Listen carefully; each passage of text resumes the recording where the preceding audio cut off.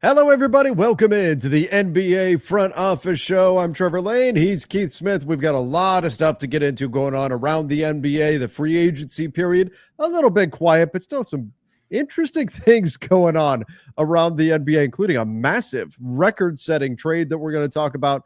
All kinds of other stuff to get into. So make sure that you do subscribe right here to the YouTube channel. Don't forget to follow us over on Apple Podcasts, Spotify, wherever you listen to podcasts. Keith, here we are. I guess, is it? I don't even know what day it is anymore. 4th of July Eve. Yeah, 4th of July Eve. 4th of July Eve. Yes. It is Thursday, yes. somehow, some way. I literally looked at the calendar to make sure. That's the way I was telling Matt the Optimist Peralta yesterday on Lakers Nation. I said, during this period, free agency, time has no meaning. It is meaningless. It all just blurs together into this just mass of NBA news, and I absolutely love it. Well, before we get into the news, let me give you just a little peek behind the Smith family curtain. My mom's birthday is July 2nd. Shout out to my mom. And I have to consciously know to call her because I get so wrapped up in everything. And you can't not call your mom on her birthday, right? Like you're garbage. If you have a good relationship with your mom, you better take care of talking to her. And we're gonna see them in a few weeks when we go visit after summer league and all that. So that'll be great. But I still had to make the call. But every year I'm like, remember to call mom, because I don't want to get stuck. The other piece is just around time. My daughter and I are going to soccer camp yesterday, and we were talking about how my wife has 4th of July off. And we're like, why does she keep saying she's got a 4-day weekend? And we managed to convince ourselves that yesterday was Monday, was Tuesday, and that 4th of July was on Thursday and not Friday. And we were ready to come home and call my wife out and start I don't know, some battle here in the house. And then eventually, wait, actually, we're the ones who don't know what week it is. So, we're wrong on what day. Good times all around. I legitimately did not know what day it was. When you said saying it's Thursday does not feel right to me. No, it doesn't. Like I said, time is lost meaning. But the NBA is about to break the space-time continuum by setting a record 7-team trade. And included in this 7-team trade is Fire.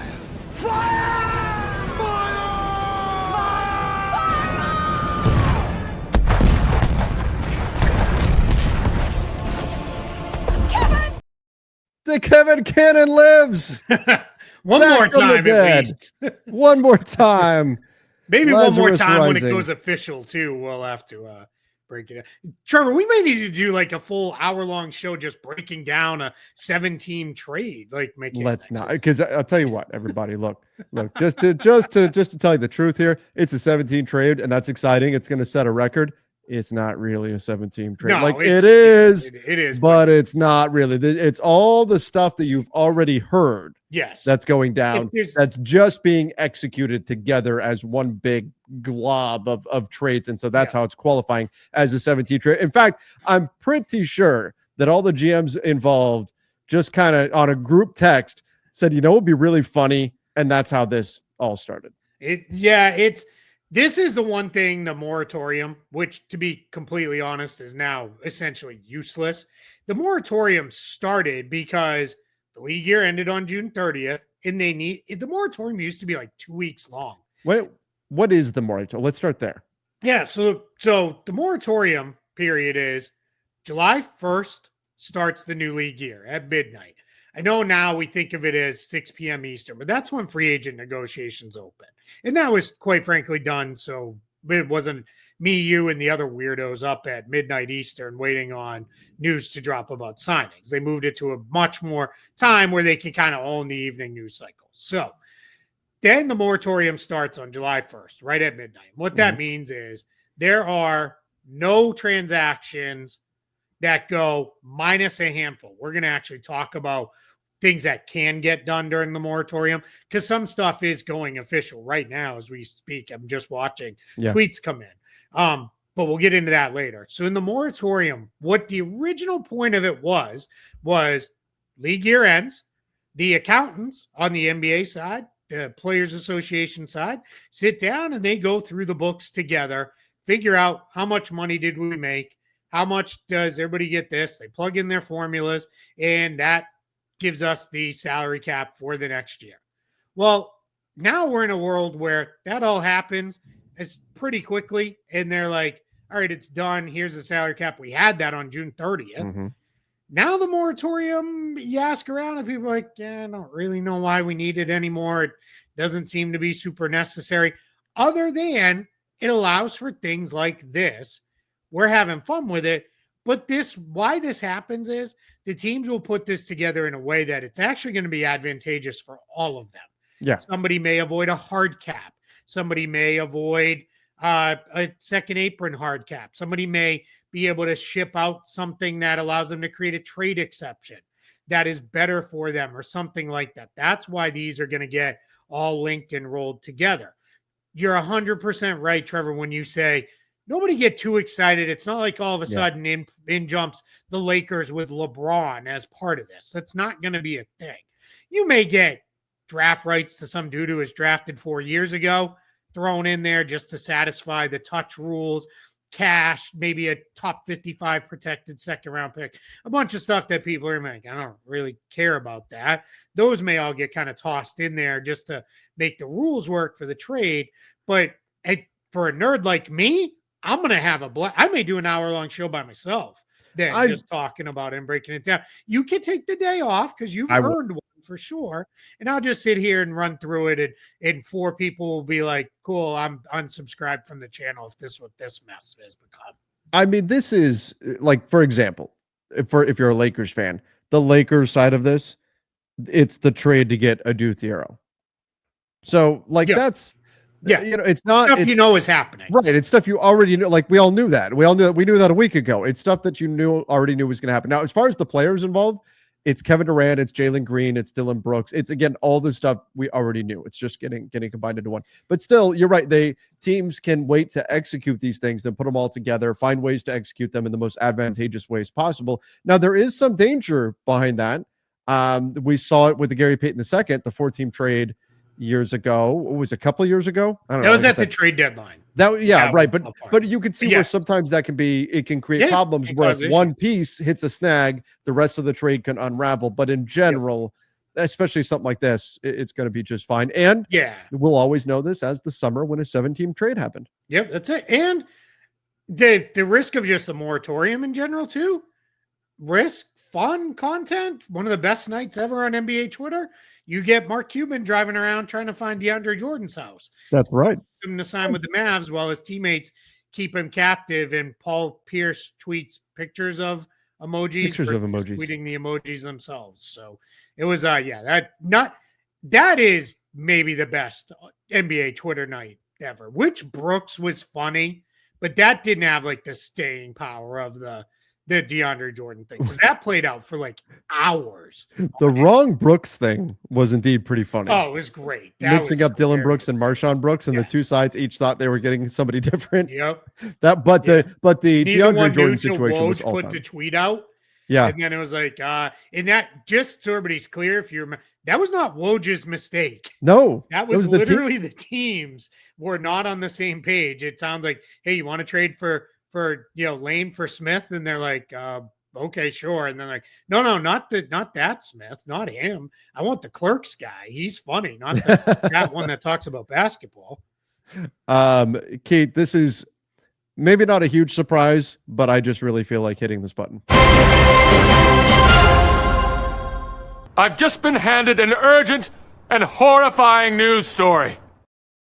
The Phoenix Suns, according to Dwayne Rankin, who's pretty plugged in Phoenix, are discussing a possible buyout for Bradley Beal. Now, Keith, that we've talked about it before on the show, that in order to buy out Bradley Beal, they would be exceeding the 15% limit on how much dead money you could have on your cap. To stretch Bradley Beal. That, to me, brings to mind that Bradley Beal would have to give up a significant amount of money in order for that stretch to be low enough to satisfy that rule. So what are your thoughts, I guess, first on Bradley Beal, the idea of buying him out for the Phoenix Suns, and then how functionally could they do this? Well, Trevor, if people want to know exactly how much it is and want to read it for themselves, he would have to give up. Let me get to it here. He would have to give up. Why can't I find it now? I wrote this stupid article. Why can't I find the number? It's like 14 million or so. That's a lot. And that's a big chunk of money. So reason for that is you can't exceed 15% of money, 15% of the cap in stretched money. The money that the Suns have already stretched, it seems minor, but it's 3.8 million for Nasir Little and EJ Liddell combined. Mm-hmm. If you just stretched Beal, that would end up at 16.8% of the cap. So it'd be a pretty big chunk of money. If anybody wants to read the very, in my opinion, cleverly named the Phoenix Suns and the terrible, horrible, no good, very bad Bradley Beal contract. Oh, very well done. Very well done. It is a book. It's a wonderful children's book.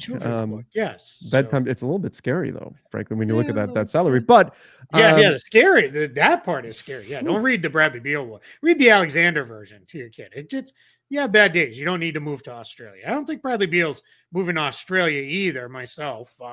But yeah, it's buy him out. Here's my thing. So now I actually answer your question after all that foolishness. I am fine with buying Bradley Beal out. I honestly, it's a massive sum of money.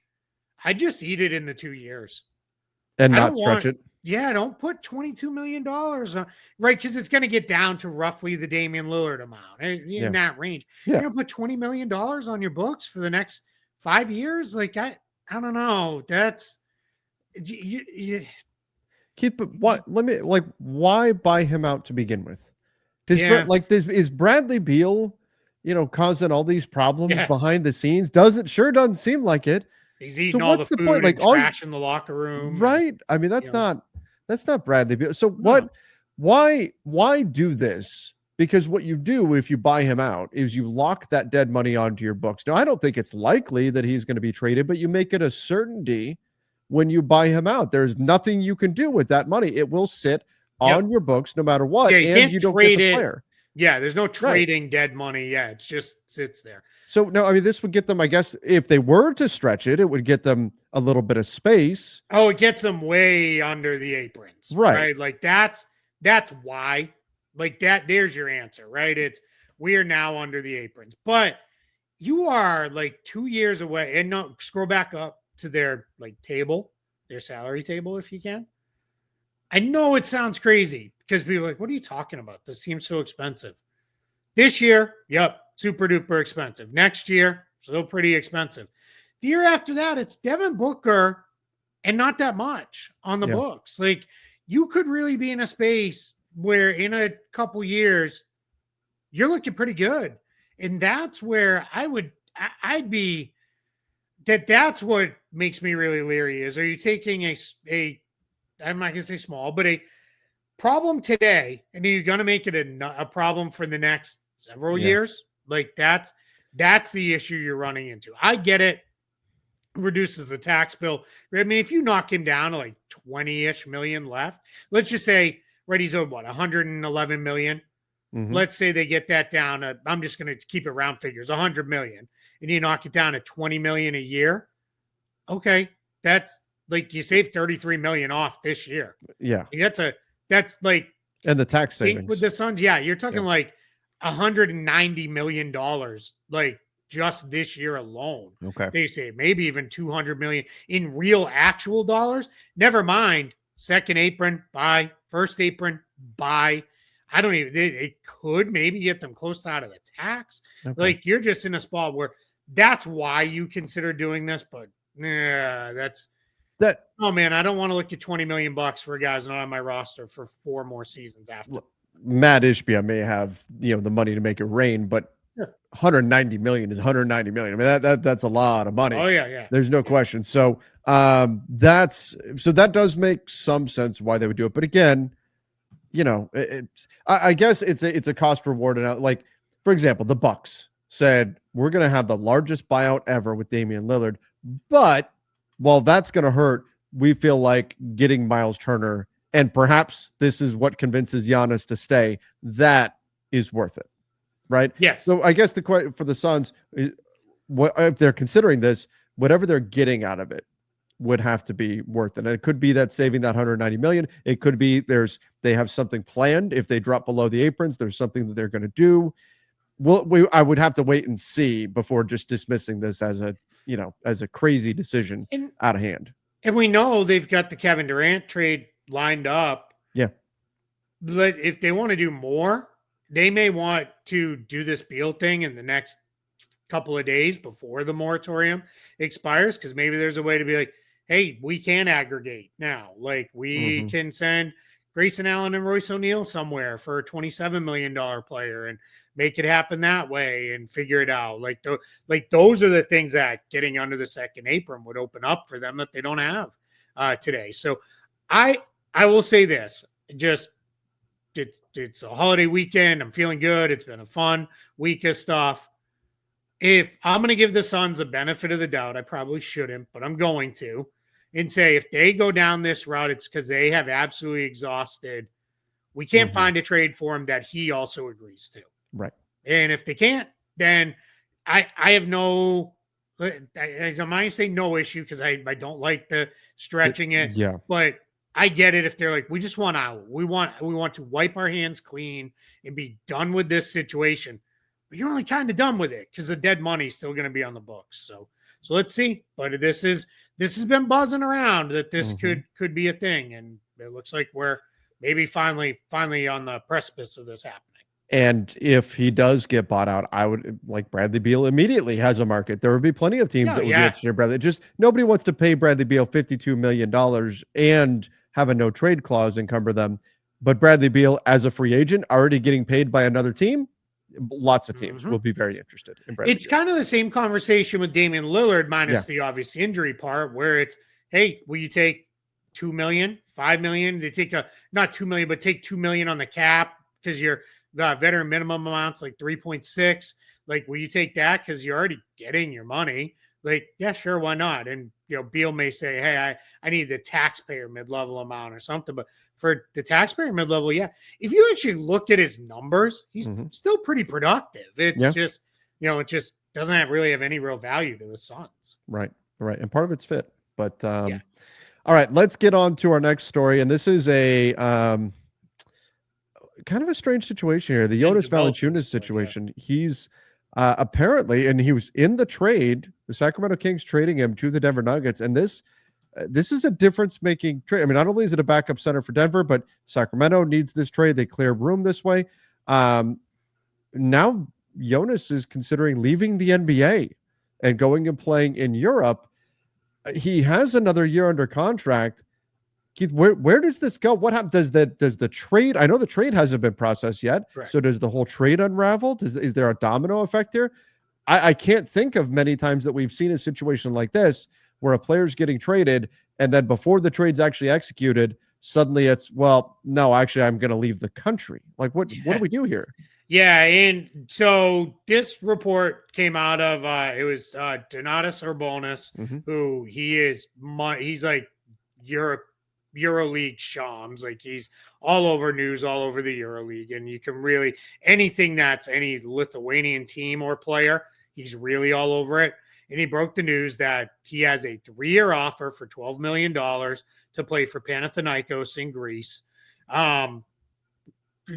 Big time European power, Greek power. So we'll see. Now, here's what's interesting with this. I wrote almost exactly a year ago. It was July 5th, the article came out about Sasha Vezenkov, who was in the same situation again, got traded. He had already been traded from the Sacramento Kings to the Toronto Raptors. He didn't want to play in the NBA anymore. And I wrote for Spot Track. I broke it down in detail. And everybody, you could just go find it. It's on my timeline. But basically, the players' options here are pretty limited. I'll also add just on the trade part, Jake Fisher is saying it's not going to impact the trade. Trade's still going to go through. Okay. So if that is how it plays out, I'm just going to speak in terms of Valanciunas and the Nuggets because that's where he's headed. Makes sense. So Valanciunas and the Nuggets still, he's under contract. in order for him to go play for Panathinaikos, he has to go through a process through FIBA, which is called getting a FIBA letter of clearance to be able to play. In that situation, in order to get that letter of clearance, one of the things a player has to attest to is that they have fulfilled all contractual obligations before signing a new contract. If the Nuggets said, cool, bro, nah, you're going to be here, or, we're not letting you go, he won't get that FIBA letter of clearance because he obviously has not fulfilled his obligations to the Denver Nuggets. Now, Denver can say, all right, Vezenkov gave it all back, $6.6 million to get free. We need all $10.3 million back. Like, we need that so you can get free. And then essentially what Denver did was they straight up salary dumped Dario Saric. That's how you kind of look at it, because it would be no money on the books because he gave it all back. Or they could come to a middle ground of, hey, give us, I don't, it's on the fly, so I'm not going to look at their apron, but give us enough to fit in a non-taxpayer MLE signing. Okay, great. Then we'll get there. Or the other option is, we just do not want to let you go. We want you here in Denver. You got to play it out, and we'll go from there. The other kind of complicating factor is, kind of existed with Vezenkov, slightly different, but he's got a non-guaranteed year for next year. Just because it's non-guaranteed doesn't mean he's free. It's still a contract. He's still signed. So about that year. So he's got to work with the Nuggets if he wants to do this. There has been some extra reporting that says he's got the offer from Panathinaikos, but it's not clear that he's going to actually go down this path. But it's at least out there. If anybody wants to read in detail, I explained it. It's all, I haven't reposted a Valanciunas specific story. If need be in the next day or so, we will. But right now it's Vezenkov. Just change the player names, the teams, and the dollars. All of the other information is still perfectly valid in there. Yeah, to me, looking at this, the difference between the Vezenkov situation and Jonas was that Vezenkov was traded knowing that he wanted out, and that was probably going to head down that path. Whereas Jonas, at least what maybe the Nuggets already knew. We don't know. But what we're finding out now here on the fly is, surprise, he may want to go back to Europe. So this will be something to watch here. And if, look, De'Ron Holmes is going to come back this year for Denver after missing his entire rookie season due to injury. Now he's back. That gives you, he's not necessarily a true center, but another big guy that they could deploy. Sure. But this would put the Nuggets out into the market looking for another big. And Keith, that it makes me immediately think, could this impact the Al Horford situation? Yeah, like there is a domino effect here. Yeah, without a doubt. There was some thought that like the Kings this was part of how they were clearing room under the apron to sign Dennis Schroeder. They should still be okay to make that happen. This should not impact that. It could cause a domino effect if for some reason the trade fell apart. Mm-hmm. That's why Jake's reporting of trade still looks like it's going to go through. And I think that's very likely, because if you're Denver, it's like either we have a backup center and we're kind of good roster wise now, or all right, we now have 10 million more in flexibility we didn't have, and we'll go figure it out, or whatever number they agree to in a buyout if it's less than that. But I think we're in a spot with this one. It's going to take a little bit to play out. I will also say I was told directly by people who would know, Valanciunas did not do this in response to getting traded to the Nuggets. Right. It had nothing to do with that. It sounds like he got a really good offer. Here's the other thing. People like, you don't have $10 million 1 year for 3 years and $12 million. But a lot of times European contracts, when you get that number, that's completely after tax. Like he's getting a full $12 million. Right. Like the team is either taking, because there's different rules in Europe that sometimes the team will pay the taxes for him on his salary and all these things. So it's likely 12 million is like what he's pocketing, where 10 million in the NBA, it's going to pocket like 5 or 6. Yeah. And I don't know the tax differences between California and Colorado and all the stuff that factors in there, but it's roughly, call it half-ish is what he'll get. So interesting situation. Not something I think anyone was at least expecting up front, but here we are. I want to make this clear too, because we went through this on the channel and on my social media. The people in Greece came for me with the Vesikov situation because he was signing with a Greek team. I have no rooting interest. I don't care. Not in a bad way. If Jonas Valanciunas wants to play for Panathinaikos in Greece and that's going to make him happy and everybody can agree, awesome. Great. Right. Happy for him. Go. But I'm just presenting what the rules are, how this works, what is allowed, what isn't allowed, what the process is. I just don't come and yell at me if you think I'm saying, you can't get him. Too bad he's stuck in the NBA. That's not anything I necessarily care about. Right. That's not your point here. Okay. All that said, Greek insults are pretty funny, especially when you translate When they them translate English. Like they come with some stuff, man. They come with some heat that definitely I had some pretty good laughs on stuff. If anybody knows, I don't take a whole lot personally. I tend to be pretty thick-skinned and have some fun with this stuff. So yeah. So more to come on this situation as it plays out over my guess is the next few days. Also important to note that trade can't even be official for another like roughly 2.5 days anyway. All right, let's go here. Chris Paul. Yeah, we were just talking about him. Yeah. We were just talking about him. Chris Paul and Al Horford. Chris Paul reportedly would like to be a starter wherever it is he's going to go. And right now, the candidates for Chris Paul's services seem to be the Phoenix Suns, the Clippers, and perhaps the Milwaukee Bucks, who definitely need a point guard right now. Now, two of those teams are much closer to LA. One of them is in LA, where his family is. One of them is very much not. So we'll see how important to Chris Paul it is that he's close to LA. Phoenix, of course, just a 5-ish hour drive out the 10. Milwaukee, a little bit further away from Los Angeles. So reportedly, that's a big concern of his too. He wants to be close to family in Los Angeles.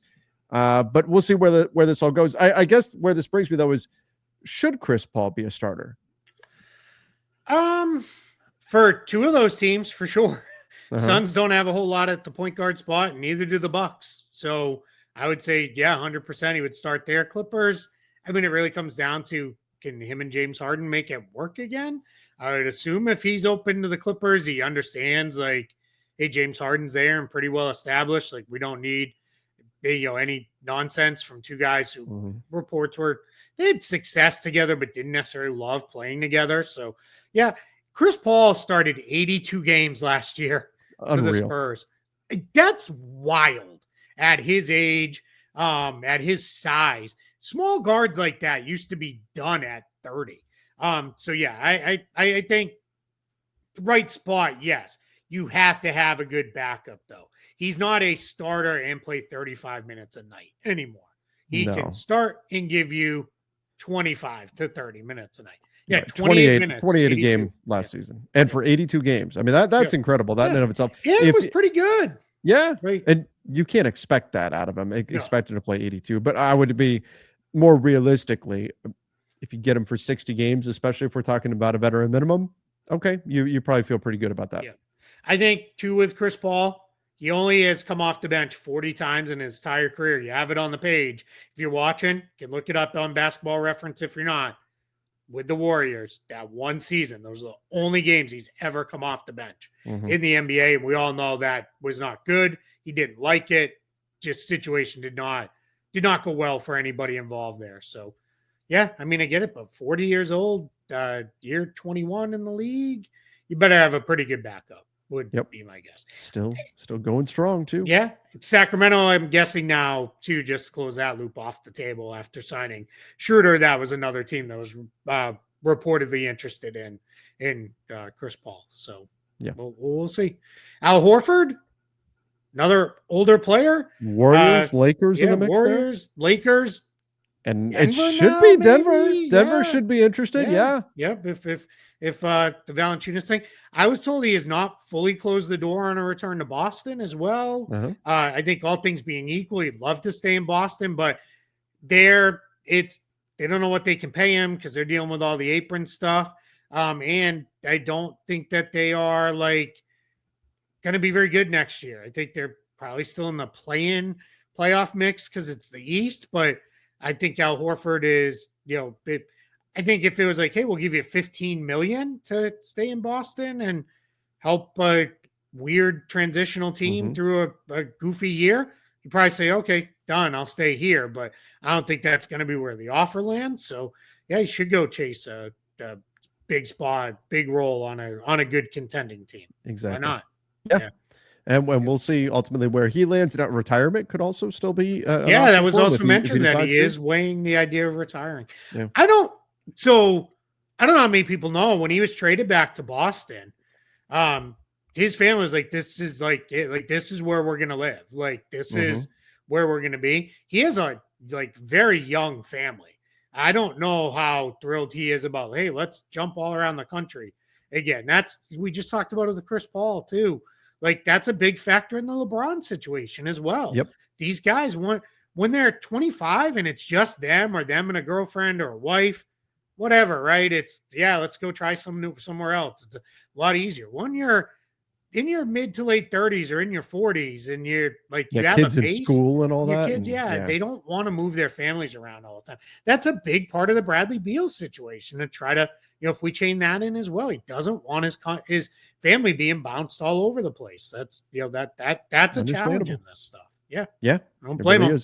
Yep. I mean, those are people look at athletes and think, oh, these are demigods, but they've got these real world problems, these real life problems with families and all that kind of stuff that gets uprooted when you have to move. So it's something that that they're going to factor in.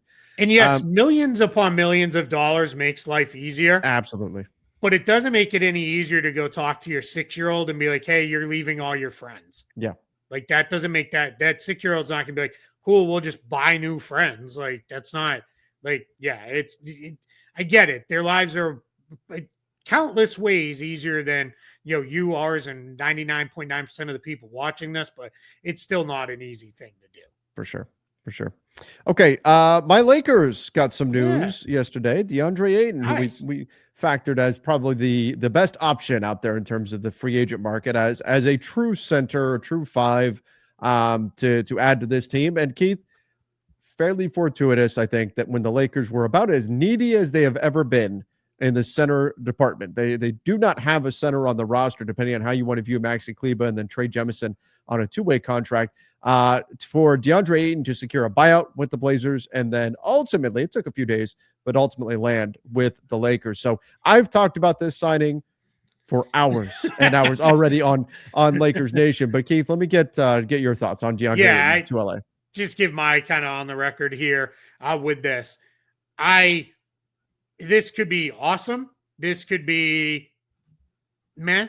I don't think in any world this is going to be so bad like that. Like it actively hurts the Lakers. Right. Because the contract is set up that if it is going that poorly, you just trade them and move on and just get out of it and be done. If it was going really, really bad, you just cut him and go. It's not a minimum deal and you don't want it to get to that point, but it's not, this is not a $35 million deal or anything like that, which the way it was worded in the tweet was a little weird of like, he's still going to make $35 million. Like that confused a whole lot of people because people are like, wait, like how are the Lakers giving him? It's like, I had to answer that question quite a bit. He's getting 25 plus from the Blazers and like 8 from the Lakers. And that's little creative rounding in there to even get that to 35, but what's a couple $1 million between friends? Here's how it goes well for the Lakers. He's motivated. If he's motivated, Deandre Ayton's really good.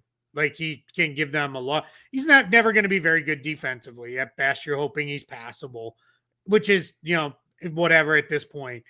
Even Deandre Ayton, even if he's half motivated to show up every other night and play hard, still better than most of what was left on the center market. Oh, for sure. If he's, I keep putting it like this, Keith, if he's not motivated now, that's it. Game over. He's never going to be. 100%. So that's it.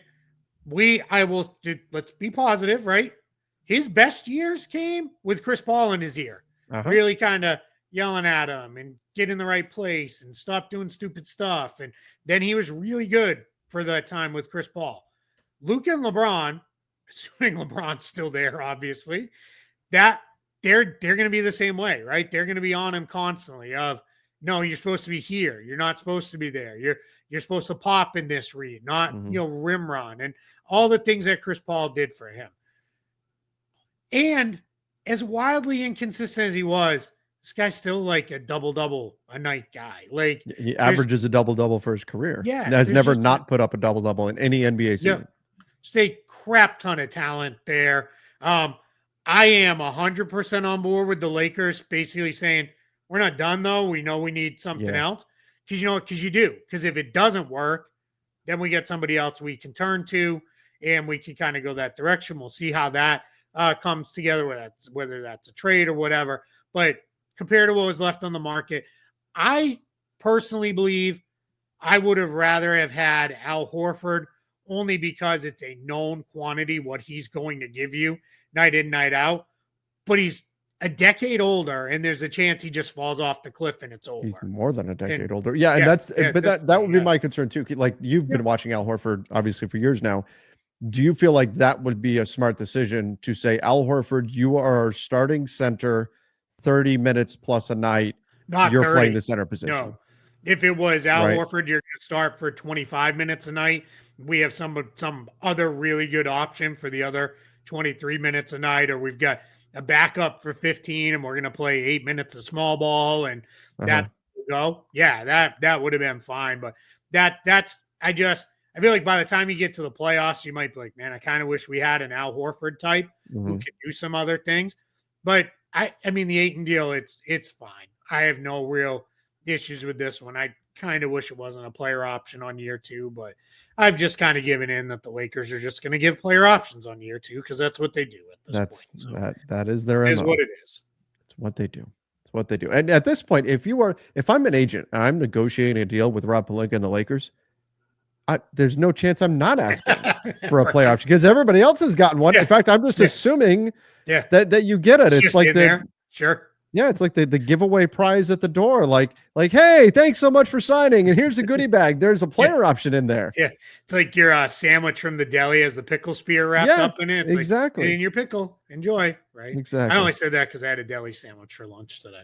Oh, it was very good too. Good stuff. Good stuff. All right. We said this was going to be a super short show. I know this always happens. 40 minutes. This always is the way it goes. Let's go here though. Last thing we've got really. Yeah. Some signings are actually going official. So how is that happening? That is not July 6th, and yet some signings are going official. Yeah, so we talked about the moratorium, right? Basically puts a hold on everything, minus a handful of signings. If it is a true veteran, or let me rephrase, true minimum exception signing, so that can be for the veteran minimum, a contract of a year or 2 years, those can be signed. You can sign two-way contracts. You can sign your draft picks. You can sign your second-round pick exceptions your rookie scale first rounders. Those can all be signed during this period. You can obviously waive players. We've seen that. You can claim players off of waivers. If you did, just to be clear, Deandre Ayton's not being claimed. He's being signed. That will be a July 6th signing or in that range, somewhere after noontime, Eastern on July 6th. So you can do those few things there where you can make those transactions. A lot of what that is designed around is we have summer league games in 2 days in the California Classic and Salt Lake City. Maybe I can't remember if it's both, but it's at least one of them on the 5th. So you want your first round and second round picks playing, and those guys don't want to play if they're not signed. Exactly. Because they don't want to go out there and get hurt and then have something get sideways. So that's a big part of why they do that. Minimum signings, two-way signings. Those guys tend to show up quite often on summer league rosters as well. So that's why they allow all those things to get done. Part of that also is there's no wiggle room in what those contracts are. Here is what it is. Here's what the numbers are. Go. There's no real negotiation involved in a lot of those, other than like a minimum can be 1 year or 2 years, but that's kind of it. So because I had a lot of, wait, you guys say nothing can go. Why is this trade not official? But I saw you lied. Flag siding with the Mavericks, and the team tweeted about it. And you always say, yes, if the team tweets, it's official, it's done. If they haven't tweeted, like they haven't tweeted about the Mavs, haven't tweeted about signing D'Angelo Russell because it's not official. That's right. Why. So and then I love to believe their social media managers sit down and write up a whole bunch of drafts and schedule them all for like 12:05 Eastern or whatever. And, then they go off and, I don't know, drink a beer or whatever, because they know it's just going to be madness from there. So just a little education on moratorium puts a hold on most stuff, but some things can go official. So, and we're 2.5 days away from, all of it kind of flying in here. There it is. Noon Eastern on the 6th. And then the dam's going to burst. Floodgates are open. Yeah. And all the signings will go official. There it is. And we're going to get all the tweets. Yeah. All right, everybody. We do appreciate you for joining the show. Make sure you do hit that subscribe button, turn on notifications as well. Thank you again. Till next time. See Happy 4th of July. Happy 4th of July. Yeah. Have a happy and safe 4th, everybody. That's right. That's right. See ya and stay safe.